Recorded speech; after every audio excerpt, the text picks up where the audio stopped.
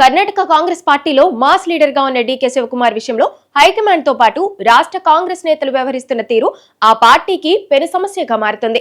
5 ఏళ్లు పార్టీ కోసం కష్టపడి అధికారంలోకి తీసుకురావడానికి తన శక్తులన్నింటినీ వెచ్చించిన ఆయనకు మిగిలింది డిప్యూటీ సీఎం పదవే.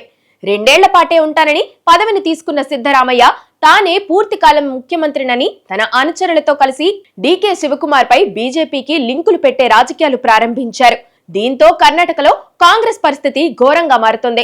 కర్ణాటక కాంగ్రెస్ లో వ్యక్తిగత ప్రాబల్యం ఏమీ లేకపోయినా ముఖ్యమంత్రి స్థాయి అభ్యర్థులు చలామణి అయ్యేవాళ్లు చాలా మంది ఉన్నారు. వారంతా హైకమాండ్ వద్ద పలుకుబడి ఉందనే పేరుతో రెచ్చిపోతుంటారు. వారికున్న ఒకే ఒక్క అడ్డం డీకే శివకుమార్. ఆయనపై బీజేపీ ముద్ర వేయడానికి చేయని ప్రయత్నాలు లేవు. ఈ మధ్య అసెంబ్లీలో ఆయన ఆర్ఎస్ఎస్ వాళ్ళు వాడే ఓ పదం మాట్లాడారని చెప్పి ఇప్పుడు రెచ్చిపోతున్నారు. ఆయనపై బీజేపీతో టచ్ లో ఉన్నారని ప్రచారం చేయడం ప్రారంభించారు. నిజానికి బీజేపీలో డీకే శివకుమార్ కు ఎప్పుడో ఆఫర్ ఉంది. గతంలో ఆయన ఈడీ కేసులో జైలుకెళ్లాల్సి వచ్చింది. అంతకు ముందే ఆయనకు బీజేపీ నుంచి ఆఫర్ కూడా వచ్చింది. బీజేపీకి నాయకత్వ సమస్య ఉంది.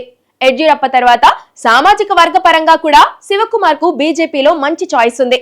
కానీ జైలుకెళ్లడానికి సిద్ధపడ్డారు, కానీ బీజేపీలో మాత్రం చేరలేదు. పార్టీ కోసం కష్టపడ్డారు. అయితే ఇప్పుడు ఆయనను సొంత పార్టీనే అవమానిస్తుంది.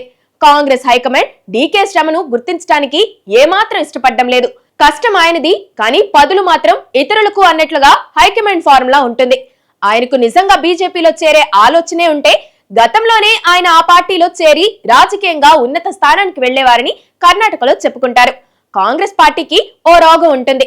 జనబలం ఉన్న నేతల్ని కాకుండా తమను కాకాపట్టేవారిని మాత్రమే కాంగ్రెస్ హైకమాండ్ లో కొంతమంది పెద్దలు గొప్పగా చూస్తుంటారు.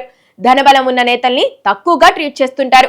వారి మాటలకు విలువిస్తే వారు మరింతగా ఎక్కడ బలపడిపోతారోనని ఆ పని చేస్తారేమో, కానీ ఉద్దేశపూర్వకంగా కాంగ్రెస్ పార్టీని బలహీనపరుచుకుంటామని మాత్రం గుర్తించలేకపోతున్నారు.